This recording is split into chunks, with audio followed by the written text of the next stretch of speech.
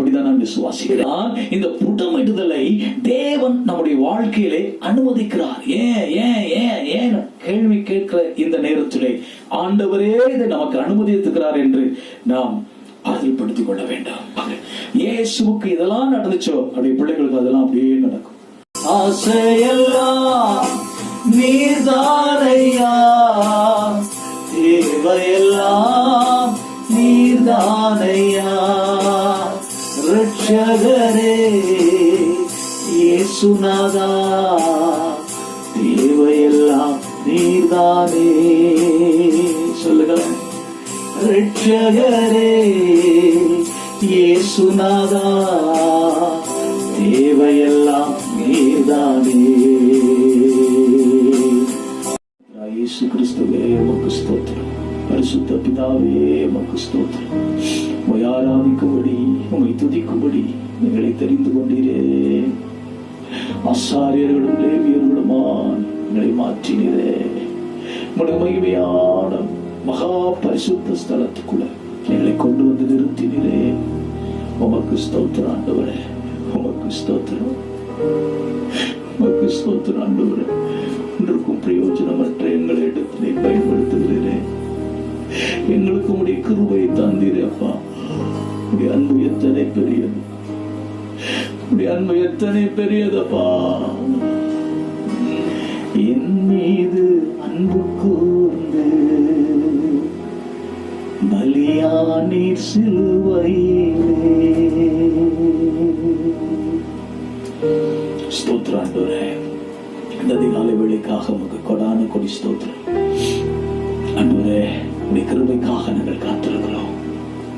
அதிகாலையிலே தேவாலயத்தில் நின்ற பொழுது வார்த்தையை கேட்கும்படி அநேக இடத்துல ஓடி வந்தாங்க ஆண்டவரே. சலமோனிலும் பெரியவர் நீர், யோனாவிலும் பெரியவர் நீர். எங்கள் மத்தியிலே நீர் அசைவாடுகிறதற்காய் ஸ்தோத்திரம். தேவாலயத்திலும் பெரியவர் நீர், எங்கள் மத்தியிலே நீர் வந்திருக்கிறதற்காய் ஸ்தோத்திரம். 2-3 பேர் கூடுகிற இடத்திலே நான் அங்கே வெறுப்பேன் என்று சொன்னேன். இந்த இடத்துல பிரசன்னமாய் இருக்கிறதற்காக ஸ்தோத்திரம். எங்களை பலப்படுத்துகிறதற்காக ஸ்தோத்திரம். எங்களை தைரியப்படுத்துகிறதுக்காக ஸ்தோத்திரம்ப்பா. உங்களுக்கு சமாதானம் என்று சொல்லி சீசர்களை நீர் உற்சாகப்படுத்துகிறது போல எங்களை நீர் உற்சாகப்படுத்துகிறதற்காக ஸ்தோத்திரம். பலம் கொடுக்கிறதற்காக ஸ்தோத்திரம். இந்த நாளை உங்களுக்கு ஆசீர்வாதமாகித்தார். இயேசுவின் நாமத்தில் ஜெபிக்கிறேன் ஜீவனுள்ள நல்ல பிதாவே, ஆமென். Praise the Lord. இந்த நாளிலும் உங்களை பார்ப்பதில் ரொம்ப சந்தோஷம். நாம் ஒவ்வொரு நாளும் கர்த்தருடைய வார்த்தையை தியானித்து வருகிறோம். இந்த நாளிலும் நாம் சங்கீதம் 66வது சங்கீதத்தை அதுல 10வது வசனத்திலிருந்து 12வது வசனம் வரைக்கும் நாம் வாசிப்போம், தியானிப்போம். தேவனே, தேவனே எங்களை சோதித்தீர், எங்களை சோதித்தீர். சங்கீதக்காரன் சொல்றது கவனிங்க. தேவனே, நீர் எங்களை சோதித்தீர். சோதனை என்பது தேவனிடத்திலிருந்து வருகிறது, சாத்தானிடத்திலிருந்து வருகிறது. சோதனை காரணம் அவனுக்கு ஒரு பேர் இருக்கு. ஆபிரகாமை ஆண்டவர் சோதித்தார், அது தேவனிடத்திலிருந்து வந்த சோதனை. ஆமென். இன்னொரு சோதனை இருக்கு, சுய இச்சையினாலே இழுப்புண்டு, அது சாத்தானுடைய சோதனை. அவனவன் தன் சுய இச்சையினாலே இழுப்புண்டு சிக்குண்டு பாவத்தில் விழுகிறான், சோதிக்கப்படுகிறான். பாவம் பூரணமாகும் போது மரணத்தை கொண்டு வரும். அது சாத்தானுடைய சோதனையில சிக்கிற ஒரு அனுபவத்தை சொல்றார் யாக்கோபு. இங்கே கர்த்தர் என்னை சோதித்தீர். அவனுடைய பிள்ளைகளுக்கு சோதனை உண்டு, கர்த்தருடைய பிள்ளைகளுக்கு சோதனை உண்டு. ஸ்கூலுக்கு போய் படிக்கிற பிள்ளைகளுக்கு பரீட்சை இருப்பது போல விசுவாசிகளாகிய கர்த்தருடைய பிள்ளைகளுக்கு, கர்த்தரை விசுவாசிக்கிறவர்களுக்கு விசுவாச சோதனை உண்டு, பரிசுத்த சோதனை உண்டு.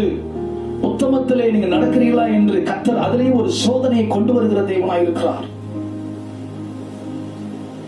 வெளிப்படுத்தின விசேஷம் 3வது அதிகாரம் 10வது வசனத்தை நீங்கள் வாசிப்பீர்கள். வெளிப்படுத்தின விசேஷம் 3வது அதிகாரம் 10வது வசனத்தை நீங்கள் வாசிங்கள். என் பொறுமையை குறித்து என் பொறுமையை குறித்து சொல்லிய வசனத்தை நீ காத்து கொண்டபடியினால் பூமியில் குடியிருக்கிறவர்களை சோதிக்கும்படியாக பூச்சக்கரத்தின் மேலெங்கும் வரப்போகிற சோதனை காலத்திற்கு தப்பும்படி நானும் உன்னை காப்பேன். ஹல்லேலூயா. இந்த இடத்துல கர்த்தர் ஒரு சோதனை கொண்டு வருகிறார். நானும் உன்னை காப்பேன். சபைக்கு தான் சொல்றாரு, நீ காத்துக்கொண்டபடி, என் வசனத்தை நீ காத்துக்கொண்டபடியால் நானும் உன்னை காப்பேன் ஆண்டவர் சொல்றாரு. ஹல்லேலூயா. சோ கர்த்தருடைய சோதனையை நாம் அறிந்து கொள்ள வேண்டும். கர்த்தர் அனுமதிக்கிற சோதனையை அறிந்து கொள்ள வேண்டும். கர்த்தரிடத்திலிருந்து வருகிற விசுவாச சோதனையை நாம் அறிந்து கொள்ள வேண்டும். யோபுக்கு வந்த சோதனை கர்த்தர் அனுமதித்தார். பிசாசிலிருந்து வந்தது, ஆனா கர்த்தர் அனுமதித்தார். அவனை இன்னும் பூரணப்படுத்தி புடமிட்டு பரிசுத்தத்திலே பூரணப்பட்டு 2 மடங்கான ஆசீர்வாதத்தை யோபு பெற்றுக்கொள்ளும்படி அந்த சோதனையை கர்த்தர் யோபுக்கு அனுமதித்தார். இன்றைக்கும் கர்த்தர் இந்த லாக்டவுனை நமக்கு அனுமதித்திருக்கிறார். ஹல்லேலூயா. சோர்ந்து போயிடாதீங்க, பலப்படுங்க. இந்த சோதனையில நீங்க பொன்னாய் விளங்க போகிறீர்கள். உங்கள் விசுவாசம் பரீட்சிக்கப்படும். கர்த்தர் உங்களுக்கு உதவி செய்வார். நீங்கள் விசுவாசத்தை காத்துக்கொள்ளுங்க. தேவ வசனத்தை நீங்கள் காத்துக்கொள்ளுங்க. யோசேப்புக்கு அந்த வசனம் அவனை புடமிட்டதாம். வசனம் புடமிடும் நம்மள. வசனத்தை கேட்கிறோம், எவ்வளவோ செய்திகளை கேட்டிருக்கிறோம், சர்ச்சில் கேட்டிருக்கிறோம். அதுக்கு உண்டான பரீட்சை, அதுக்கு உண்டான விசுவாச பரீட்சையை கர்த்தர் அனுமதிக்கிறார். இந்த நாட்களில் பார்க்கிறோம் விசுவாசம் எவ்வளவு பெரிதா இருக்கிறது என்று. விசுவாசத்தில் நீங்கள் சோர்ந்து போகிறீர்களா, அல்லது விசுவாசத்தில் உறுதியோடு இருந்து கர்த்தரை நாம் பின்பற்றுகிறோமா என்று கர்த்தர் இந்த நாட்களை நம்மை பார்த்துக் கொண்டிருக்கிறார். சபையாரை பார்த்துக் கொண்டிருக்கிறார். ஹல்லேலூயா. சபையை மூடிட்டாங்க. சபையை மூடல, கட்டடத்தை தான் மூடி இருக்கிறாங்க. சபையை ஒருவரால் மூட முடியாது. கர்த்தருடைய பிள்ளைகளை ஆராதிக்கிறதை யாராலும் தடுக்க முடியாது. கர்த்தருடைய பிள்ளைகள் ஜெபிக்கிறதை யாராலையும் தடுக்க முடியாது. கர்த்தருடைய பிள்ளைகள் கூடி ஆராதிக்கிற இடமே கர்த்தருடைய சபை. ஹல்லேலூயா. சபையை யாராலும் பூட்ட முடியாது. கட்டிடத்தை பூட்டி போட்டிருக்காங்க. அப்படிதான் நான் விசுவாசிக்கிறேன். ஹல்லேலூயா. கர்த்தர் நம்மோடு இருக்கிறார். இந்த வசனத்துல கீழே நீங்கள் வாசிப்பீர்களா, தேவனே நீர் எங்களை சோதித்தீர் வெள்ளியை புடமிடுகிறது போல. எப்படியா? வெள்ளியை புடமிடுகிறது போல, அல்லது வெள்ளியை உருக்குவது போல நம்முடைய ஆண்டவர் உருக்கி அவருக்கு பிரயோஜனமான பாத்திரமாய், தீமோத்தேயுவில் சொல்லப்பட்டது போல எஜமானுக்கு உகந்த பாத்திரமாய் நம்மளை வணைந்து கொள்ள ஆண்டவர் விரும்புகிறார். ஆகவேதான் இந்த புடமிடுதலை தேவன் நம்முடைய வாழ்க்கையிலே அனுமதிக்கிறார். ஏன் கேள்வி கேட்கிற இந்த நேரத்திலே ஆண்டவரே இதை நமக்கு அனுமதித்திருக்கிறார் என்று நாம் ஆதரப்படுத்திக் கொள்ள வேண்டாம். ஹல்லேலூயா. ஆண்டவரே நமக்கு இதை அனுமதித்திருக்கிறார். வெள்ளியை புடமிடுகிறது போல. இரும்பெல்லாம் தீயில போடும்போது நான் பார்த்திருக்கிறேன். அது அவங்க விரும்புற ஷேப்புக்கு கொண்டு வர்றதுக்காக, அது துவையல்னு சொல்றாங்க, துவையறதுக்காக அது தீயில போட்டு அதை புடமிடுவார்கள். அப்பொழுதுதான் நாம் விரும்புகிற அந்த ஷேப் அதுல வரும். ஆண்டவரும் அப்படிதான் நம்மளை சில வேளையில உருக்குவதற்காக அந்த நெருப்புல நம்மளை போடுகிறார். ஹல்லேலூயா. வெள்ளியை உருக்குவது போல, வெள்ளி தேவனுடைய வசனத்துக்கு ஒப்பிட்டு சொல்லப்பட்டிருக்கிறது. 7 தரம் குகையில போட்டு உறக்கின வெள்ளிக்கு ஒப்பாய், சுத்த வெள்ளிக்கு ஒப்பாய் தேவனுடைய வசனம் இருக்கிறது. அந்த வசனம் நம்மளை புடமிடும். அந்த வசனம் யோசேப்பை புடமிட்டது. கர்த்தருடைய வசனம் நிறைவேறும் வரைக்கும் யோசேப்பை கர்த்தர் புடமிட்டார். அல்லேலூயா. 7 முறை 7 முறை யோசேப்புடைய வாழ்க்கையிலும் 7 முறை இருக்கிறது. நாம் தியானிக்கும் போது அந்த பகுதியை நாம் தியானிக்க முடியும். நீங்கள் வாசித்து பார்த்தீங்க ஆதியாகமம் புத்தகத்துல 7 முறை சகோதரன் மத்தியில, போத்திபாருடைய வீட்டுல, சிறைச்சாலையில, நண்பர்கள் மத்தியில, நம்மளும் கூட வேலை ஸ்தலத்துல, யோசிச்சு பாருங்க, சொந்தக்காரர்கள் மத்தியில புடமிடப்பட்டிருப்போம். தேவன் அதை அனுமதித்திருக்கிறார். ஹல்லேலூயா. நம்மளை உருக்குவதற்காக, நம்மளை ஷேப் பண்றதற்காக. இயேசுவுக்கு இதெல்லாம் நடந்துச்சோ அவருடைய பிள்ளைகளுக்கு அதெல்லாம் அப்படியே நடக்கும், டிட்டோ நடக்கும். இயேசுவை தன்னுடைய யூதர்கள் புறக்கணித்தார்கள். இயேசு அற்புதம் செய்யும்படி சொந்த ஊருக்கு போகிறார். அங்கே அவரை அற்பமாய் பார்க்கிறார்கள். இவன் யோசேப்புடைய குமாரன் அல்லவா, இவன் தச்சனுடைய குமாரன் அல்லவா என்று சொல்லி ஆண்டவரை அவர்கள் விசுவாசிக்கவில்லை. அவர்கள் விசுவாசியாதபடியினாலே அவர்கள் அங்கே அநேக அற்புதங்களை ஆண்டவர் செய்ய முடியல. ஒரு சிலர் மேல மாத்திரம் கைகளை வைத்து அற்புதத்தை செய்தார். நம்முடைய அவிசுவாசம் அற்புதத்துக்கு தடையா இருக்கும், தேவனுடைய நன்மைக்கு தடையா இருக்கும். ஆகவே நம்மளை புடமிடுகிறார், நம்முடைய அவிசுவாசத்தை நீக்கி போடுகிறார். எப்படி பேதுருவை கர்த்தர் புலகினால் சுடைத்து அவனுக்குள் இருந்த எல்லா கல்லையும் குருணையும் நீக்கி போட்டு அவனுடைய விசுவாசத்தை கர்த்தர் புடமிட்டு தெளிவாக்கினாரோ, அதே போல கர்த்தர் நம்மளை தெளிவாக்கி கொண்டிருக்கிறார்.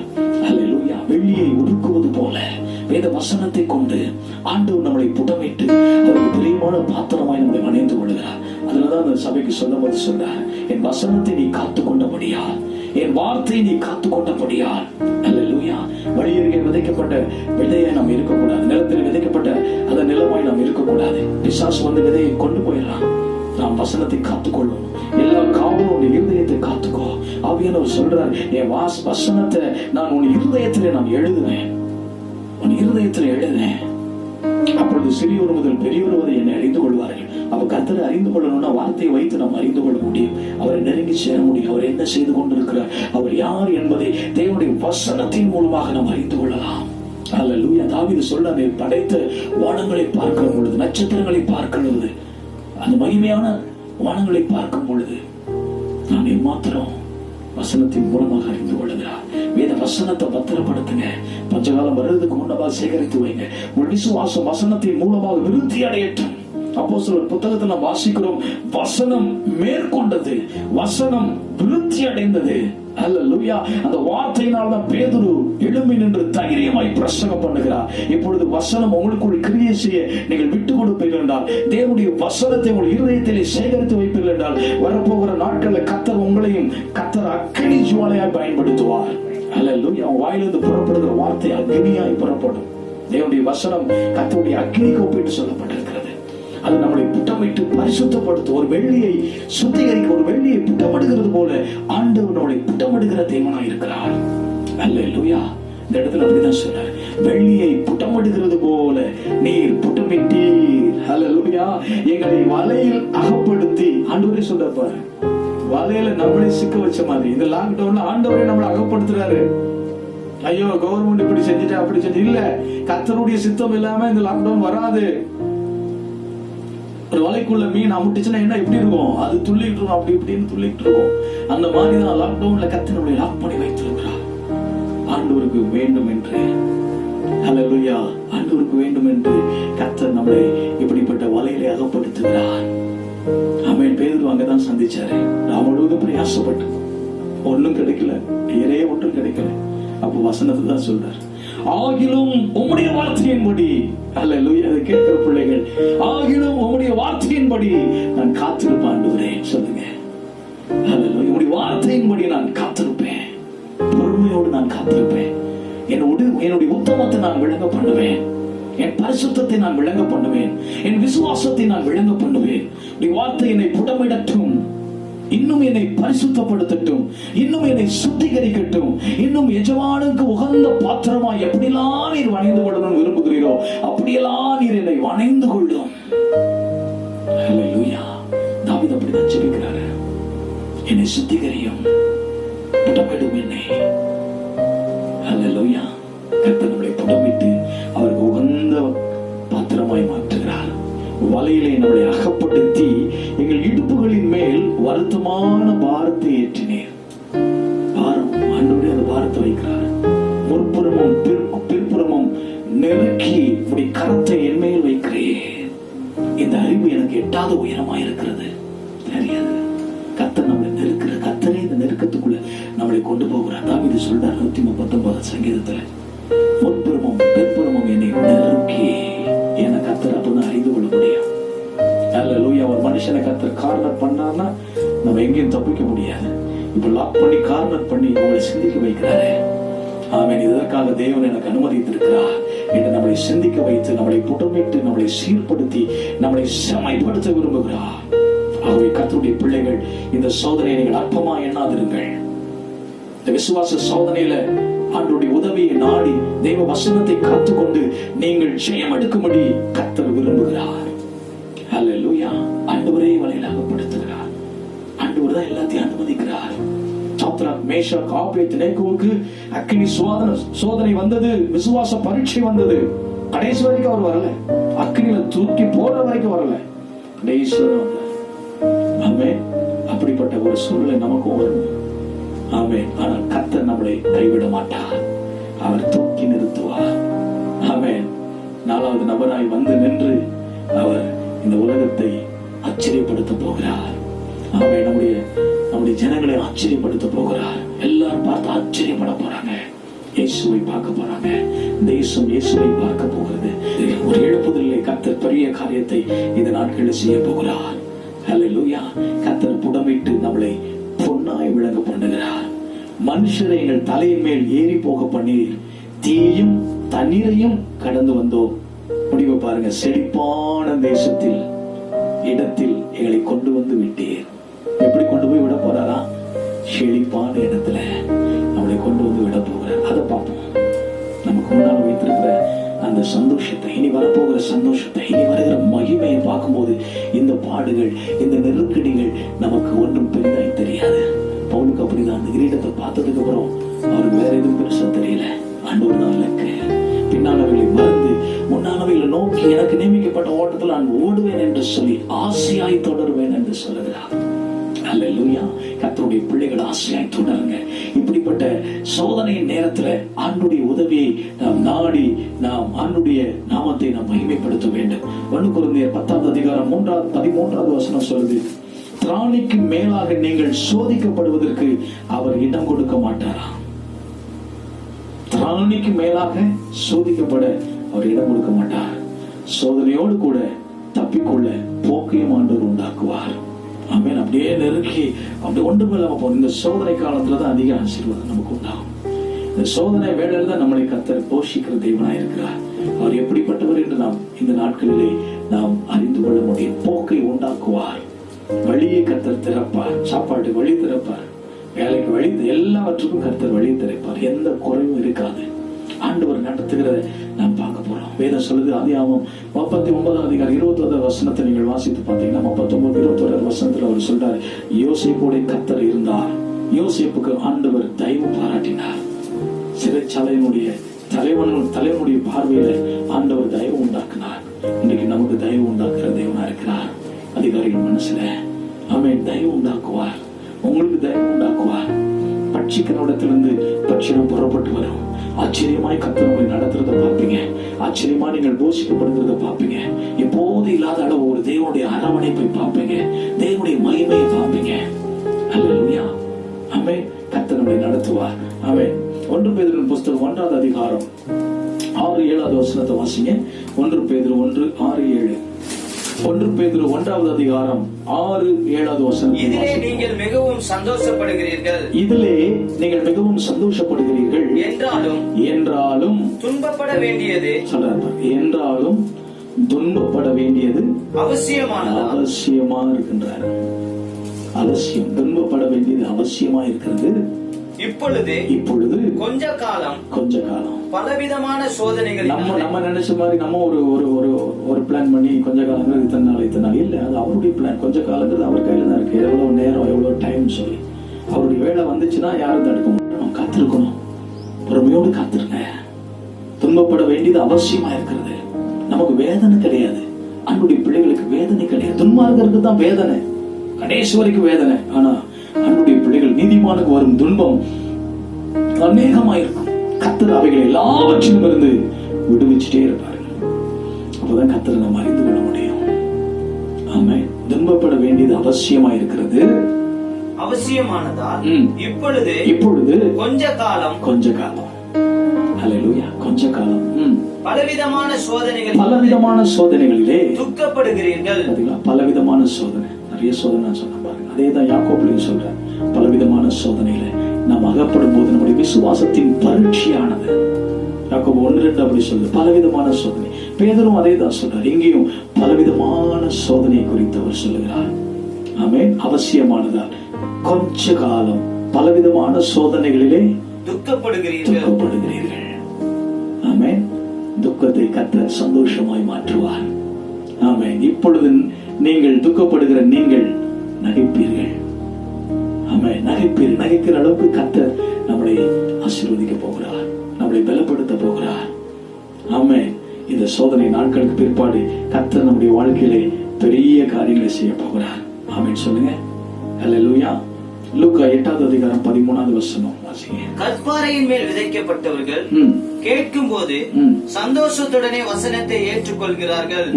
ஆயினும் தங்களுக்குள்ளே வேர் கொள்ளாதபடியினாலே கொஞ்ச காலம் மாத்திரம் விசுவாசித்து சோதனை காலத்தில் பின்வாங்கி போகிறார்கள். சோதனை நேரத்துல கற்பாறையில விதைக்கப்பட்டவர்கள் பின்வாங்கி போகிறார்கள்.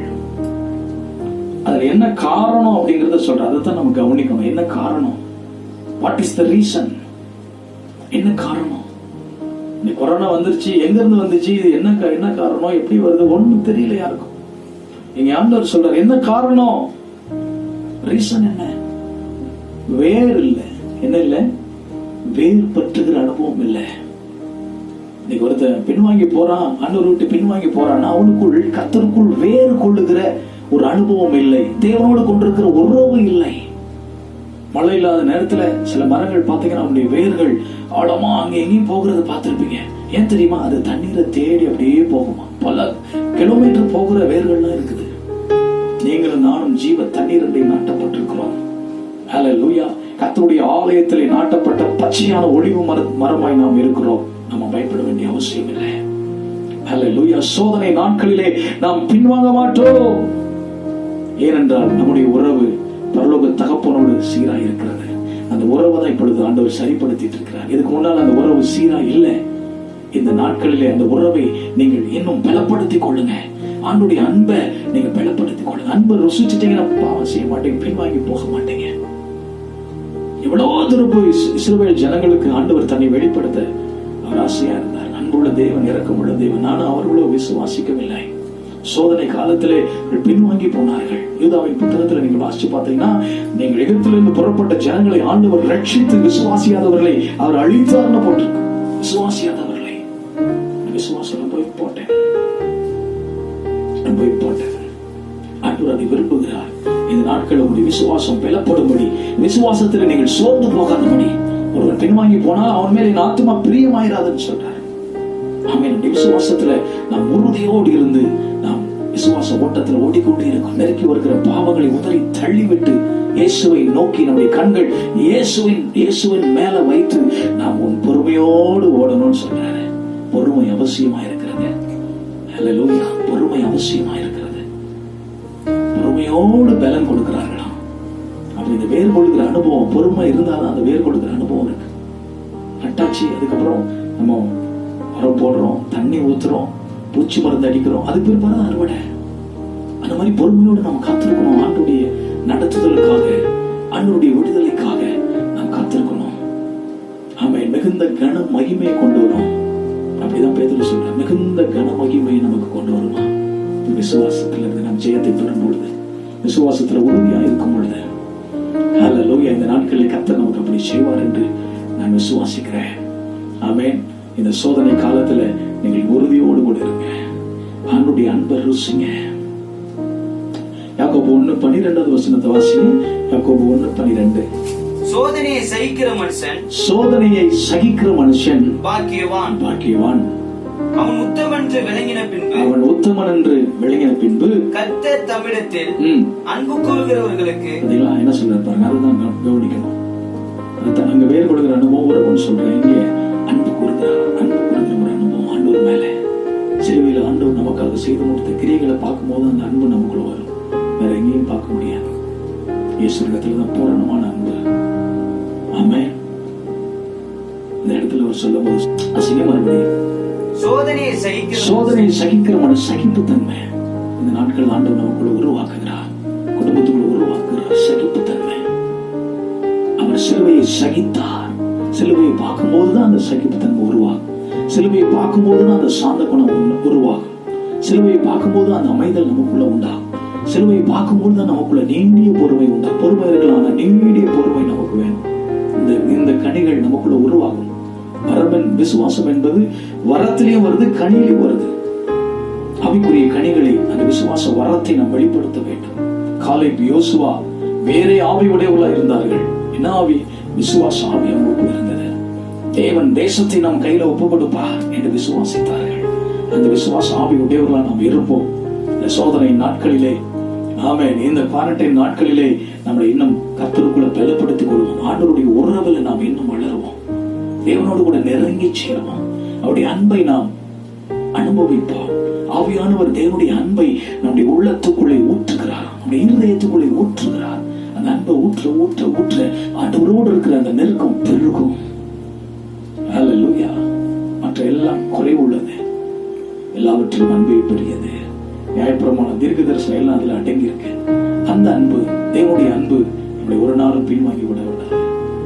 பேதுரு அப்படிதான் கொண்டு வந்துச்சு. பேதுரு பார்த்து ஆண்டவர் கேட்டார், அவருடைய வாழ்க்கையில நாளன் போல இருந்தது. என்னை நேசிக்கிறாயா? முதல் திருப்பு. செகண்ட் டைம், என்னை நேசிக்கிறாயா? மூன்றாவது முறையும் கேட்கிறார், நீ என்னை நேசிக்கிறாயா? நான் சொல்றேன், ஆண்டவரே, நான் உண்மை நேசிக்கிறேன் என்பதை நீர் அறிந்திருக்கிறேன். ஹல்லேலூயா. அந்த உறவுதான் மீண்டும் பேதுருவை புதுப்பித்து சபைக்கு தலைவனாய் மாற்றினார். யூதாஸ் குழுந்த உறவு கிடையாது. ஆமென். அவனுக்குள்ள அந்த உறவு கிடையாது. அவனுடைய எண்ணம் எல்லாமே பணத்தின் மேல இருந்தது. பணாசை எல்லாத்தையுமைக்கும் பேரா இருக்கிறது. சிலர் அதை எச்சித்து விசுவாசத்தை விட்டு விலகி போவார்கள். பாத்தீங்களா? உங்க எண்ணம் எங்க இருக்கு? உங்க விருப்பம் எதுல இருக்கு? ஆசையெல்லாம் நீர்தானையா, தேவையெல்லாம் நீர்தானையா, ரட்சகரே இயேசுநாதா, தேவையெல்லாம் நீர்தானே, ரட்சகரே இயேசுநாதா, தேவையெல்லாம் நீர்தானே. உம்மையல்லாமல் எனக்கு யாருண்டு? உம்மை தவிர விருப்பம் எது உண்டு? உம்மையல்லாமல் எனக்கு யாருண்டு? உம்மை தவிர விருப்பம் எது உண்டு? ஆசையெல்லாம் நீர்தானையா, தேவையெல்லாம் நீர்தானையா, ஆசையெல்லாம் நீர்தானையா, தேவையெல்லாம் நீர்தானையா, ரட்சகரே இயேசுநாதா, தேவையெல்லாம் நீர்தானே. ரட்சகரே இயேசுநாதா, தேவையெல்லாம் நீர்தானே. உம்மையல்லாமல் எனக்கு யாருண்டு? உம்மை தவிர விருப்பம் எது உண்டு? உம்மையல்லாமல் எனக்கு யாருண்டு? உம்மை தவிர விருப்பம் எது உண்டு? ஆசையெல்லாம் நீர்தானையா, தேவையெல்லாம் நீர்தானையா, ஆசையெல்லாம் நீர்தானையா, தேவையெல்லாம் நீர்தானையா, ரட்சகரே இயேசுநாதா, தேவையெல்லாம் நீர்தானே. சொல்லுங்களேன். ரட்சகரே இயேசுநாதா, தேவையெல்லாம் நீர்தானே. உம்மையல்லாமல் எனக்கு யாருண்டு? உம்மை தவிர விருப்பம்